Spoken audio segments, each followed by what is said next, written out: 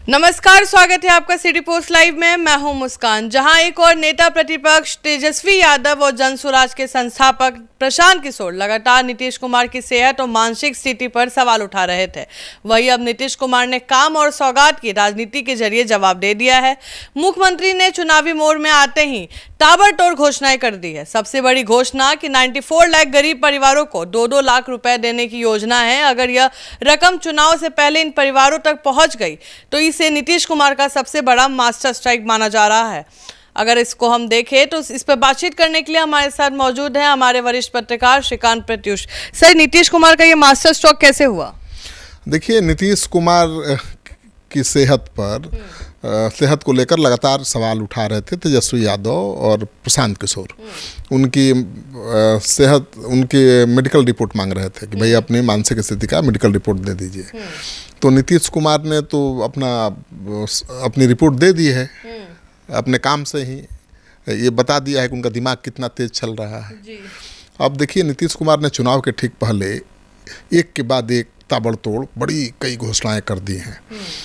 एक घोषणा तो ये है कि जो जनप्रतिनिधि हैं, मुखिया, सरपंच, उनके वेतनमान में बढ़ोतरी, उनके अधिकार में बढ़ोतरी, और जो जीविका दीदियाँ हैं उनके लिए भी बड़ा ऐलान, उनके मानदेय में वृद्धि, और आंगनबाड़ी सेविकाओं को बहुत बड़ी छूट।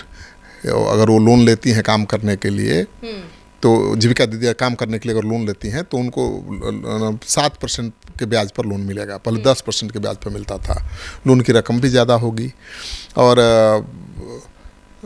आंगनबाड़ी जो सेविकाएं हैं उनके लिए भी बड़ा ऐलान कर दिया है।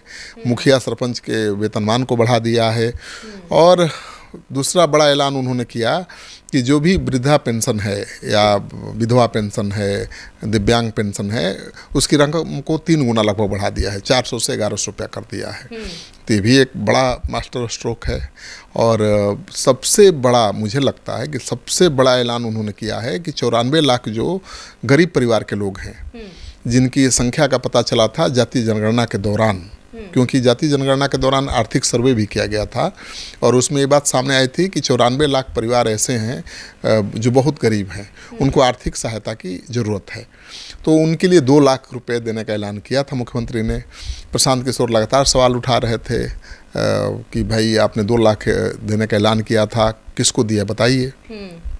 तो नीतीश कुमार अब चुनाव के ठीक पहले अब देने जा रहे हैं। ऐलान कर दिया है कि भाई 2 लाख रुपया 94 लाख परिवारों को दे दिया जाए। तो 94 लाख परिवारों को चुनाव के ठीक पहले 2-2 लाख रुपया पहुंच जाएगा। आप सोच रही है इसका क्या मतलब है? बिल्कुल, मतलब पूरा चुनाव फिक्स हो गया जी। अब 2 लाख परिवार को 2-2 लाख रुपया मिलेगा तो वोट देंगे दूसरे को। अब कैसे कहा जाता है ना कि वोट पैसा देकर लोग खरीद लेते हैं। तो 1500 रुपया देते हैं तो लोग वोट अपना दे देते हैं। नीतीश कुमार तो 94 लाख घरों में 2-2 लाख रुपया भेज रहे हैं। तो उस परिवार का पूरा वोट तो फिक्स हो गया जी। और ये ऐसा वोट बैंक नहीं है जो नीतीश कुमार का है। ये बहुत ऐसे वोटर हैं जो हर जाति के लोग हैं इसमें, गरीब, अति पिछड़ा, दलित, और वो विभिन्न पार्टियों के लिए वोट करते रहे हैं। लेकिन अब तो नीतीश सरकार उनको 2 लाख रुपया दे रही है तो उनको वोट कर सकते हैं, करेंगे ही। सर, सवाल ये है कि ये तो हम समझ रहे हैं उनका मास्टर स्ट्रोक था ये, लेकिन जो विपक्ष है वो सवाल उठा रही है कि हमारे प्रभाव से ही नीतीश कुमार कर रहे हैं, तो क्या इससे जनता डिवाइड होगी?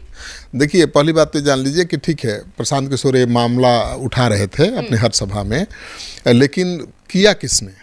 नीतीश कुमार ने। अब जैसे जातीय जनगणना हुई तो उसका श्रेय कौन लेता है? तेजस्वी यादव कि हमने करवा दी। लेकिन किया किसने? मुख्यमंत्री ने। मुख्यमंत्री जो होगा वही ना फैसला लेगा और उसको क्रेडिट मिलेगा। तो मुख्यमंत्री नीतीश कुमार हैं तो क्रेडिट थोड़े मिल जाएगा तेजस्वी यादव और प्रशांत किशोर को। हाँ ठीक है, वो कह रहे हैं कि भाई मेरे प्रेशर में, दबाव में ये सब कुछ हुआ है। कारण जो भी हो, देने वाले नीतीश कुमार हैं। और नीतीश कुमार तो 1 साल पहले भी दे सकते थे, लेकिन चुनाव के ठीक पहले दे रहे हैं कि याद रहेगा लोगों को। तो चुनाव में वोट देने जाना है, उसके पहले 2 लाख रुपया घर पहुंच गया, तो कौन होगा ऐसा जो वोट नहीं देगा जी। तो 94 लाख वोट का जुगाड़ कर लिया। 1 करोड़ से ज़्यादा वोट मिलेगा तो सरकारें बन जाती है। और वो 94 लाख नया वोट बैंक का जुगाड़ कर लिया। 94 लाख में परिवार हैं, अब हर परिवार में 2-3 लोग होंगे वोटर, जी। तो 1.5 करोड़ 2 करोड़ वोट का एक मुश्त जुगाड़ कर लिया है। हो सकता है कि उसमें से 50 लाख पहले से उनके वोटर हों, लेकिन फिर भी 1 करोड़ वोट बढ़ा लिया। तो मुझे लगता है कि अगर ये काम कर गया, काम करेगा भी, काम कर गया तो नीतीश कुमार अगर 115-20 सीट पर लड़ेंगे तो 100 सीट जीत जाएंगे, कहीं पुराना रिकॉर्ड न तोड़ दें जी। ये बात है। और मुझे लगता है कि उनकी कई योजनाएं हैं, जैसे वृद्धा पेंशन बढ़ा दिया, पेंशन की रकम बढ़ा दी, पंचायत प्रतिनिधियों का वेतनमान बढ़ा दिया, आंगनवाड़ी सेविकाओं के लिए बहुत बड़ा ऐलान कर दिया। और सबसे ज़्यादा प्रभावशाली क्या है, वो है 2 लाख रुपए, और वो भी 94 लाख परिवारों को। मुझे तो कभी कभी इस आंकड़े पर संदेह हो रहा था कि 94 लाख हैं या 94,000 परिवार हैं, क्योंकि बिहार की आबादी कितनी है, 12-13 करोड़, और 94 लाख लोगों के घर में पैसा पहुंच जाएगा। आप सोचिए, हर घर में 4-5 लोग होंगे, तो मतलब 5 करोड़, आधी आबादी को कवर कर लिया नीतीश कुमार ने अपनी एक योजना से जी। तो अब उनको हराना मुझे लगता है कि मुश्किल है, बहुत आसान नहीं है। और उन्होंने अपने दिमाग का परिचय दे दिया कि भाई अभी भी दिमाग मेरा बहुत दुरुस्त है और बहुत तेज चलता है। भले लोग सवाल उठाएं, उनके सवालों का जवाब उन्होंने अपने काम से दे दिया है। अब तो कोई सोच भी नहीं सकता था कि नीतीश कुमार दनादन चुनाव के पहले इतना दिमाग चलाएंगे। ऐसा दिमाग चलाया है कि सब चारों खाने चित। जी। अब क्या मुद्दा रहा, आपका जो मुद्दा था वो वही ख़त्म कर दिया। अब मुझे लगता है कि एक अगला मास्टर स्ट्रोक हो सकता है तेजस्वी यादव के माई बहन समान योजना के जवाब में। जी। वो स्कीम ला सकते हैं, महिलाओं को वो बोल रहे तेजस्वी यादव कि अब हमारी योजना भी कॉपी करेंगे, इनको शर्म नहीं आएगी कॉपी करने में। देखिए, ये कहना कि नीतीश कुमार की तो यही खासियत है कि जो योजना उनको अच्छी लगती है उसको तुरंत इम्प्लीमेंट कर लेते हैं, अपना लेते हैं, अपना बना लेते हैं, मॉडिफाई करके। तो किसी का हो नहीं, किसी की योजना हो, नीतीश कुमार को अच्छी लग गई तो उसको अपना लेते हैं। और मुझे तो याद है कि मैंने एक किया था बेटियों के लिए एक योजना की शुरुआत, आज से 2002 या 5 में किया था, 2005 में किया था। उस योजना के तहत मैंने अपने विज्ञापनदाताओं से कुछ आर्थिक सहयोग मांगा था उन गरीब परिवारों की बेटियों की शादी के लिए जो अपने खर्चा नहीं जुटा सकते हैं। तो उसमें सैकड़ों लोगों ने अनुदान दिया था, चेक से दिया था, पैसा दिया था, और नीतीश कुमार आए थे उस कार्यक्रम में चेक वितरण के लिए, और उस कार्यक्रम को उन्होंने अपना बना लिया। हमने नाम रखा था बेटी कन्यादान योजना। उन्होंने बेटियों के ब्याह के लिए एक अलग योजना ला दी, और राष्ट्रपति प्रतिभा पाटिल को बुलवा कर उद्घाटन भी करा दिया। तो उनको ये मतलब नहीं है कि किसकी योजना है, किसका दिमाग है, किसका कंसेप्ट है। उनको लगा कि हाँ ये जनहित में है, एक कामयाब है, ये जनता के फायदे का है, तो सहजता के साथ उसको स्वीकार करते हैं, इम्प्लीमेंट भी कर लेते हैं, अपना बना लेते हैं। तो अपना जो बना लेगा उसी को फायदा होगा। आप आइडिया देते रहिए, आइडिया देने से क्या होगा, आप आएंगे सत्ता में तब देंगे, वो सरकार में हैं और अभी से पेंशन बढ़ा कर देना शुरू कर देंगे अगले महीने से जी। और अभी से हर घर में 2 लाख रुपया पहुंचने लगेगा। तो कौन और कैसे हराएगा, किस आधार पर लोग उनको हराएंगे। मुझे लगता है कि नीतीश कुमार बहुत बड़ी चुनौती बन गए हैं अपनी आखिरी पारी में विपक्ष के लिए। और देखिए, देश में 3 मुख्यमंत्री की चर्चा होती है कि सबसे ज़्यादा मुख्यमंत्री की कुर्सी पर कौन रहा। तो सबसे ज़्यादा मुख्यमंत्री की कुर्सी पर रहने वाले हैं सिक्किम के डेमोक्रेटिक फ्रंट के नेता हैं, वो हैं जिनका नाम है चामलिंग। ठीक है, चामलिंग जी जो हैं, पवन कुमार चामलिंग, वो करीब 12 दिसंबर 94 को मुख्यमंत्री बने थे और 26 मई 2019 तक मुख्यमंत्री रहे, यानी 24 साल 165 दिन मुख्यमंत्री रहे। सोचिए, सिक्किम के मुख्यमंत्री चामलिंग, तो उनका रिकॉर्ड है। दूसरा रिकॉर्ड है आपका उड़ीसा के, आप जानते हैं उड़ीसा के मुख्यमंत्री थे नवीन पटनायक। नवीन पटनायक करीब 5 मार्च 2000 को सीएम बने थे और 12 जून 2024 को उन्होंने हट गए थे। तो 24 साल सीएम रहे।